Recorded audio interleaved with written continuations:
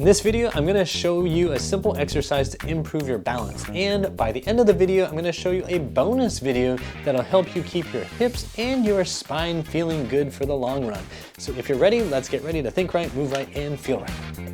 Before we jump into these two exercises, I want to ask you if you have a favorite balance exercise. If you do, drop me a comment down below. All right, now let me show you the exercises. To do this exercise, you just need something to help you balance. It can be anything stable and sturdy. It doesn't have to be a special box or special gym equipment. Just use a wall, use your door, use a doorknob, use whatever you've got.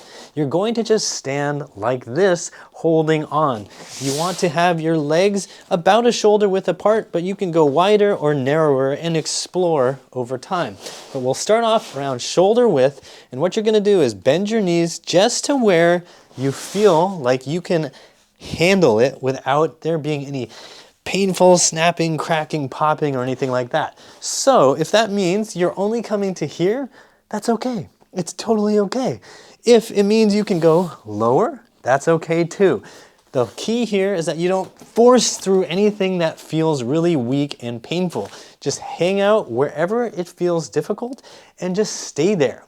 I want you to make sure that you're able to keep your weight a little more towards the balls of your feet right now, okay?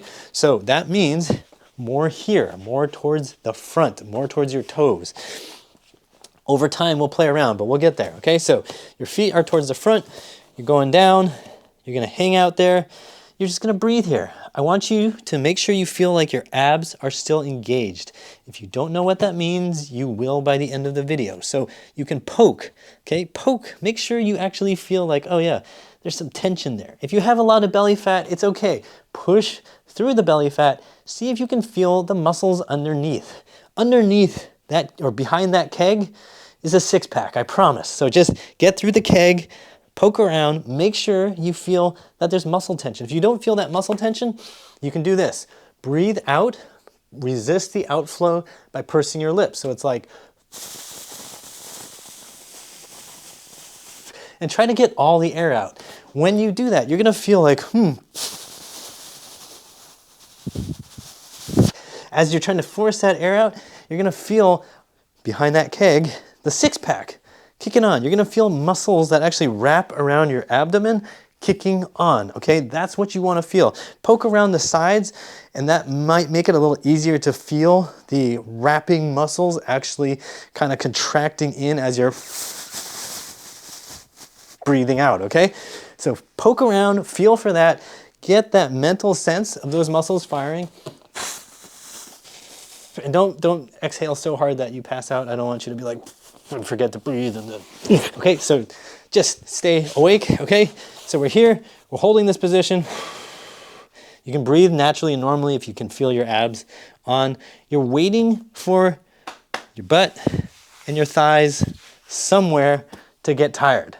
And somewhere will get tired. So it might be your quads, it might be here, it might be there. It might be anywhere, okay? You wanna feel for whatever gets tired, whenever it starts to feel like, oh my gosh, then slowly come up and take a break. Just let those muscles relax. That's it, it's that simple, okay? You're gonna breathe here, you can just hang out with me here. We're gonna talk a little bit. When you are in this position, you're making these muscles work in a position they don't normally work. Because normally, you make your leg hip muscles do this. That's it. This is all you're doing all day. Or maybe you're up here and walking, which is not bad, but you're not training your muscles to be active down here, which means if you suddenly lose your balance or suddenly find yourself in a situation where you actually have to balance yourself a little bit with a bent knee, you're not so good at it. So now we need to spend some time working on that, okay? So I think you've rested enough. You're gonna come back. We're gonna do it again. You're gonna bring yourself into just an assisted squat and just hang out wherever it is where you feel like you're starting to lose control. It's starting to not feel strong. Just hang out there. Whew. All right, okay? If it can be lower, go lower. Great. Okay, we wanna be able to control the full range here, okay? We can be up here. If that doesn't feel strong, let's just get better here, get stronger here. If we can go all the way and it all feels under control, then awesome. That means you are ahead of the game, okay? Now, let's get back into it, right? So let's hang here, get a little bit tired. Once things are tired, go ahead, take a little bit of rest, and then let me talk about how to make this harder. Okay, so if you want to make this exercise harder, you can start to shift a little bit. You're gonna have to look at my butt. I know some of you are now clicking the like button. You were considering it before, but now I know it's happening. You are going to shift to one side. Now, why is this important? This is important because now I'm putting more work onto one side, which is a situation that you would encounter when you are having to maintain your balance on one leg, right? 2 legs, that's child's play. 1 leg is for grown-ups and also children.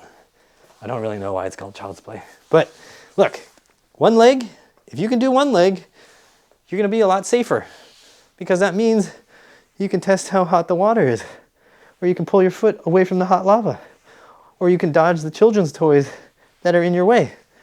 When you're here, you're trying to get used to it. So as soon as it gets tired, then you get this shift to the other side, okay? Shift to the other side, hang out there, get tired, shift to the other side, hang out there, get tired. And when you feel like you're getting really good at it, then you can pull that foot off, you can pull the hand off so you're not using any help, and then you're just balancing on 1 leg. But remember, you still got your assistance right there just in case you ever feel like you're really gonna fall, all right? So these exercises, pretty simple. Start with 2 legs, find the depth that's challenging for you, hang out there. The actual length of time can be 10 seconds if that's all you can tolerate. I would say work up to a cumulative 60 seconds. So that means if you're only able to do 10 seconds, then do 10 seconds, rest, 10 seconds, rest, 10 seconds, rest, 10 seconds, rest, 10 seconds, rest, until you get up to 60, right? Or you could do 30 seconds for 2 sets, right? Or you could do 60 seconds straight in if that's what you know you can do. It's cool, right? You're just working up to 60 seconds, done, okay? And if you're doing that with the 1-legged version, same thing, work up to 60 seconds and then work up to 60 seconds on the other side, okay?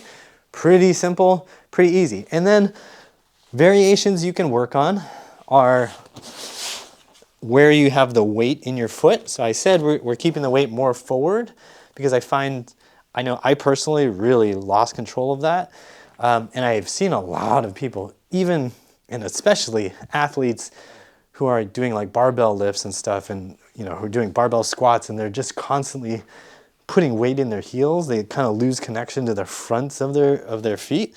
So that's why I'm saying let's keep it in front. That's just a more athletic position that helps you balance. It's really hard to balance when you're on your heels. It's like if you're on a balance beam and you're just putting all your force through your heels, you're probably gonna fall. But if you're on your toes, right? That whole saying, stay on your toes, then your balance is a lot better. You're more reactive, you can do stuff, right? So we're on our toes, on the balls of our feet, and then we can also shift back to our heels.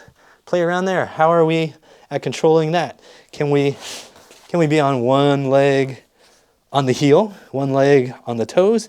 Those are all okay variations to mess around with. I highly encourage you to play with the things that are hard. Then you can go wider, right? So like if you want to do that wide squat with the assistance, without it, whatever, then go wider, narrower, master that more narrow position. Give yourself the opportunity to work on positions that are hard without pain, without snapping, without cracking, without popping, without any of that stuff, okay? Stay within the range that feels controllable, moderate challenge, okay? So here with the assistance, it's good. Over time, find the ability to do it without assistance, and then see if you can shift around, move around like that. So we're working on different angles and positions of your squat, okay? Now, let's talk about how we're going to actually help you find your abs, because that is gonna help you further with your balance. Okay, now we're just gonna be lying down on the floor. You're going to try to flatten your low back, and you're gonna lift your legs up off of the floor. Some of you may need to do exactly what I did, which is to go one leg up, really making sure you have control over your low back, and then other leg up. Some of you may be able to do this both legs at the same time, but if you find that when you lift with both legs it hurts your low back or just feels really painful, then it means your abs are not very strong, and that's okay, because under that keg is a six-pack. So just keep one leg down, lift the other leg up, lift the other leg up, really focus on feeling the abs. Lift your head up if you can. This is gonna make your anterior neck muscles, your front neck muscles work. If this is hard, if your limiter is your neck, if you're like, oh my goodness, I can't hold my neck up, oh God, that's okay. Just let your head rest, okay? But work on lifting it up, keeping it up, and building the endurance in your neck muscles over time, okay? So again, if you wanna leave it down, it's fine. Keep the abs engaged, low back flat. Think about trying to bring your tailbone to scoop up towards the ceiling. So there's like a little gap under your tailbone here, okay? So it's not like this, right? If I was like this, then there's a gap under my low back. I wanna try to flatten that down, lift my legs up, keep that braced, okay? If you can, head up, chin a little bit tucked here, or a lot tucked, and then arms are up here, hang out. If you can do a cumulative 60 seconds, good. If you can do a cumulative 2 minutes, even better, just make sure you take adequate rest. Maybe do 60 seconds, rest, 60 seconds again, okay? So we're just hanging out here. If you wanna make this harder, you can go ahead and drop a leg down, bring it back, drop a leg down, bring it back. You wanna make it harder? What are you? Some sort of abdominal beast? So we're gonna do this. Boom. Try not to hit your couch. I don't have enough space to demonstrate this properly, but basically like this, keeping the abs engaged, trying to keep that low back flat, head up, chin tucked, and opposite arm, opposite leg. Whoop, like that. Opposite arm, opposite leg. Whoop, like that. Okay, if you can't go that far, it's fine. If you can only go to, say, here, and then you start to lose your back position, then just stay here. Don't go that far, okay? Just keep it reasonable, keep it challenging, and then over time, you wanna build control through a bigger and bigger range of motion, but you don't have to rush to do the whole thing. I know people see ab workouts online on YouTube, and they see somebody doing like 5 minutes straight of ab exercises, and that's supposed to give you a six-pack, or that's how you're supposed to get super strong, awesome, ripped abs. But guess what? If you do the exercises wrong and you hurt yourself, you're not actually gonna get any closer to having stronger abs. But if you can just gradually, patiently build your ab strength, you will find that it helps keep your lower back feeling a lot better, and it's also going to help you balance a lot better when you're doing literally everything. So if you want to improve your balance, you can put these two exercises together, and it doesn't really matter which one you do first. It kind of has to do more with your behaviors and how you know you're going to react when you need to do this tiny little workout.